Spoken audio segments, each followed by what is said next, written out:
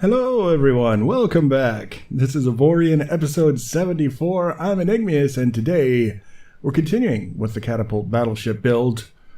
In the last episode we started working on these sort of outriggers that I had talked about that I wanted as one of the key aesthetic features on the ship that would also be holding the main engines that we would be using for propulsion.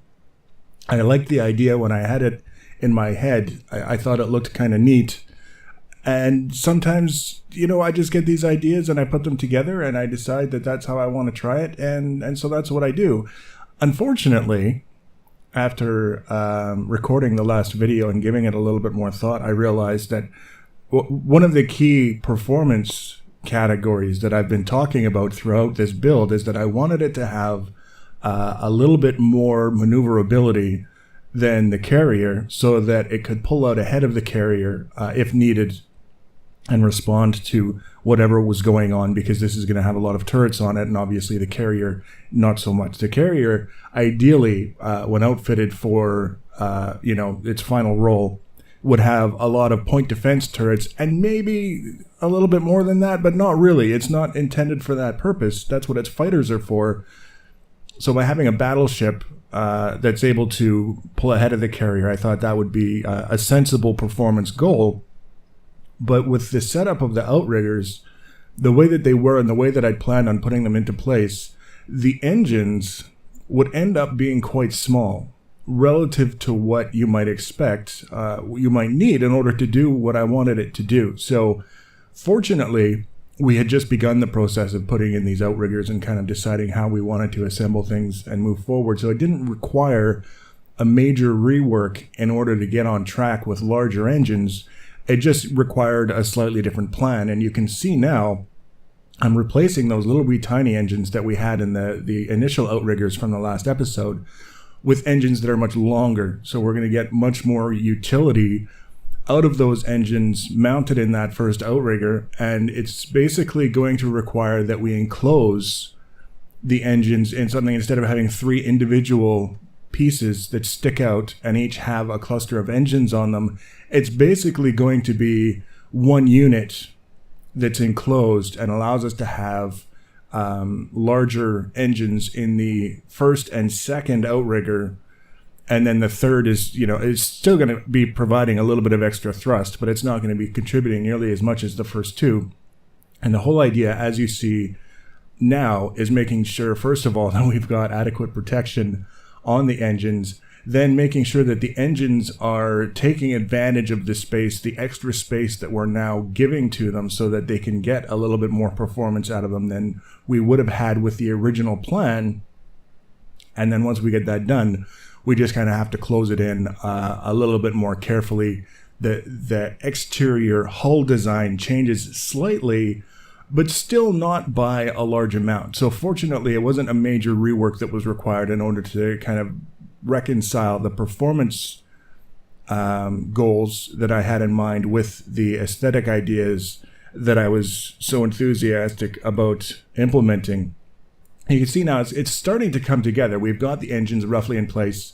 We've got the sizes adjusted so that everything is sort of working the way that we want it to. Now we close it in, and it's not going to take a lot to close it in. It's more a function of making sure that things flow from the innermost outrigger, the one that's the farthest back, flows from that one to the middle one to the outer one in a way that looks like it was done that way on purpose. As always, that's the goal. The aesthetic goal at the end is to just make it look like it was done that way on purpose, even if it wasn't done on purpose. That's kind of the key. When it comes to designs like this, and sometimes I get comments from people who are upset about decisions that I've made at a stage in the build process, and they feel like I should be making something different, I should be doing something different, I'm doing something wrong. There's no such thing in this kind of iterative process as something that was done in the middle of the build being the final version for the ship. There's always the opportunity to change things along the way, and frequently things do change along the way just because we thought of something else, we had a better idea, we realized we made a mistake, And there's that process that's as much a part of building as just kind of getting an idea of what you want to do.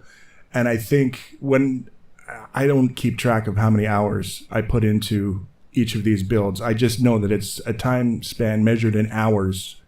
There's a lot of room in a project that long to make mistakes, to fix those mistakes, to make more mistakes, to fix those ones, fix the mistakes caused by fixing the mistakes, and then completely change the whole thing and end up with something completely different than what we started with. And it's just a part of the process. So in this case, this was a pretty minor mistake that I made, not allowing enough space for the engines based on the aesthetic goals that I had at the time.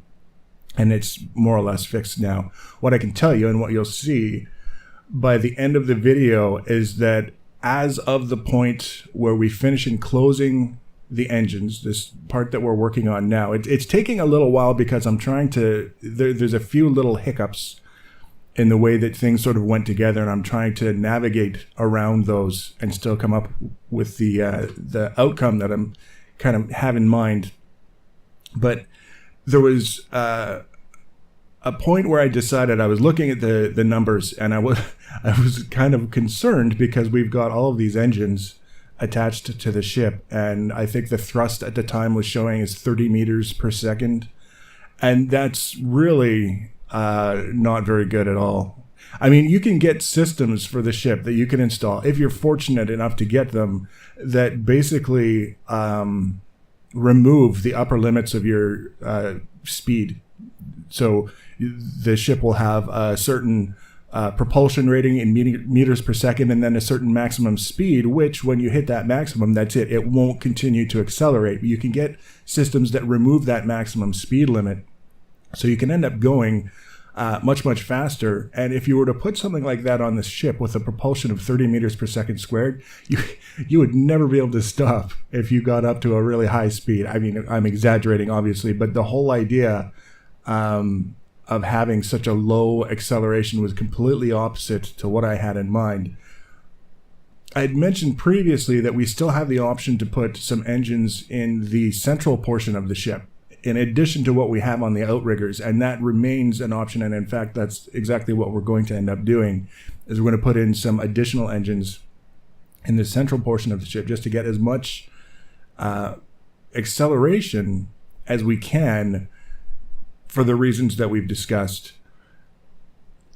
There's a point beyond which you can't really gauge the effectiveness of what you're doing until you put some crew onto the ship.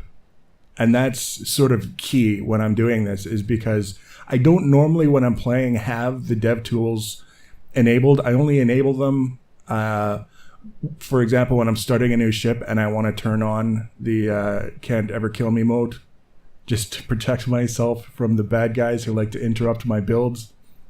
And additionally, in the process of building a ship, when I realize that I need some crew, you can start up the dev mode, install the crew, and then the next time you load in, they're there. You don't have to enable the dev mode again. So there's just a select number of situations where I apply the dev mode because the changes that you make are persistent. You don't have to keep making them every time you load up the game.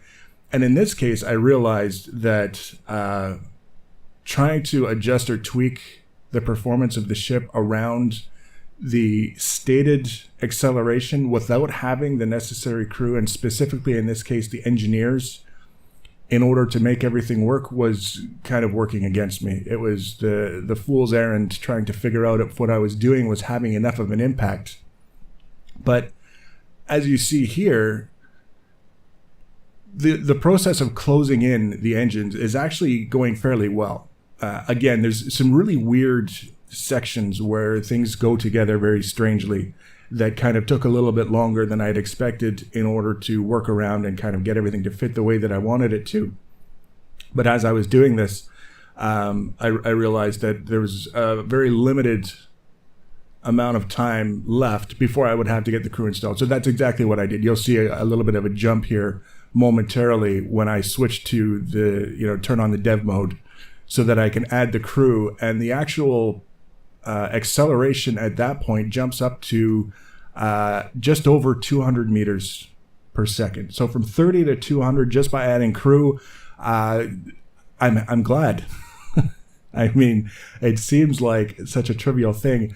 At this point, I have to say that it required something like 1,500 engineers to fill the requirements that the ship was saying. It was saying we need up to this number, and it was just over 1,500. So by adding all of those crew, all of a sudden the ship started to behave, and it started to perform in line with what I had in mind, which was very, very cool. I have to keep in mind, however, that at this point, the acceleration is only going to go down. As we add mass to the ship, it's going to reduce that acceleration. So I figure if we've got something in the neighborhood between 100 and 150 meters per second, that would be pretty reasonable, I think. For a ship of this size, relative to the ships that it'll be traveling with, that's pretty good. So I'm keeping an eye on it now that I've got things more or less in place and I'm satisfied at this stage with where it's at. I have that opportunity to just kind of look at it as I'm building, make sure that the things that I'm adding, specifically the mass that I'm increasing, isn't having too much of a negative effect on what we're doing. And we're closer than you might think to having this build wrapped up. I think there's going to be a certain amount of aesthetic detailing that goes into this. I always say that on the ships, and then we do some detailing. How much we do kind of depends on what ideas I come up with. Right now, we've got a lot of flat space on the ship, which I like because it makes it easier to mount turrets. And turrets are probably, aside from, just having a ship that can move around, turrets are the most important thing that we could put on a ship. Otherwise, it's kind of pointless. It's just like a flying freighter that doesn't carry all that much.